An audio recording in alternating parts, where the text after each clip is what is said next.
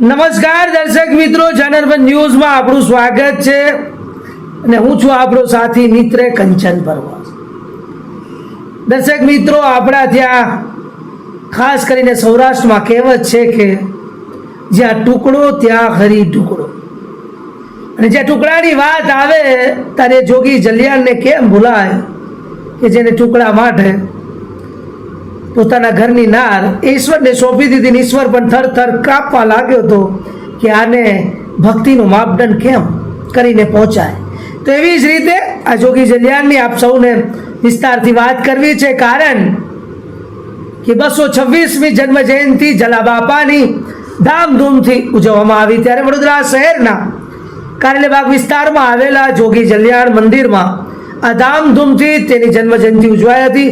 જલાબાપાની આ જન્મજયંતિમાં હજારોની સંખ્યામાં ભાવિ ભક્તો ઉમટી પડ્યા હતા। જોકે જલારામ બાપાની વાત આવે એટલે અન્નદાનનો મહિમા કેમ વિસરાય, કેમ કે અડધી રાતનું ટાણું હોય અને આપ જોગી જલિયાણના મંદિરમાં પહોંચો ત્યારે પણ એ જ ઉમરકા ભેર આપ સૌને પ્રસાદીનો લાભ મળતો જ હોય છે। એના ભક્તિનો પ્રતાપ છે અને એ ભક્તિની શક્તિ હજુ પણ અખંડ છે, અને એટલા માટે જ આ સનાતન સંસ્કૃતિનો ડંકો વિશ્વમાં ચારેકોર વાગી રહ્યો છે કે અહીંયા સંતો સુરા ની આ ભૂમિ છે, અને જેને જે કમાણી કરી છે એની આજે પણ એ કમાણી ઉગી રહી છે, અને એની કમાણીના ભાગરૂપે અનેક લોકો એનો લાવો રહી રહ્યા છે। તો એવા જ જોગી જલિયાણના મંદિરમાં 226મી જન્મ જયંતિ નિમિત્તે આખું મંદિર ફૂલોથી શણગારવામાં આવ્યું। 30 કલાકે આરતી કરવામાં આવી। 9 થી 11 દરમિયાન પાદુકા પૂજન કરવામાં આવ્યું। 11:30 વખતે મહાઆરતી કરવામાં આવી, તેમજ સાથે મહાભંડારાનું આયોજન કારેલીબાગ ખાતે કરવામાં આવ્યું, અને આ સૌનો લાભ વડોદરા સંસ્કારી નગરીના સંસ્કારી જનોએ જલિયાણ એટલે કે જોગી જલિયાણ જલારામ બાપાના દર્શન કરીને ધન્યતા અનુભવી। તો આપ સૌ ને જલારામ જયંતિ નિમિત્તે આપ સૌને જનરબન ન્યૂઝ વતી હાર્દિક શુભકામનાઓ।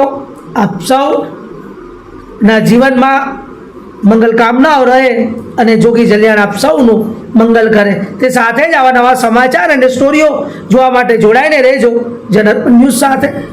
તો અમારી ચેનલને લાઈક કરો, શેર કરો, સબસ્ક્રાઇબ કરો, તેમજ આ વિડીયોને વધુમાં વધુ શેર કરો। ધન્યવાદ, નમસ્કાર।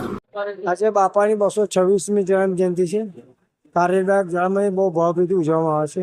અત્યારે મંદિરમાં પાદુકા પૂજન ચાલે છે, ત્યાર પછી 226 દિવસે મહાઆરતી થશે, અને સાંજે 6:30 કલાકે 226 દિવસે મહાઆરતી થશે। રાત્રે 12 વાગ્યા સામી આરતી કરીને મંદિર બંધ કરશે। અત્યારે ભંડારો ચાલુ થઈ ગયો છે।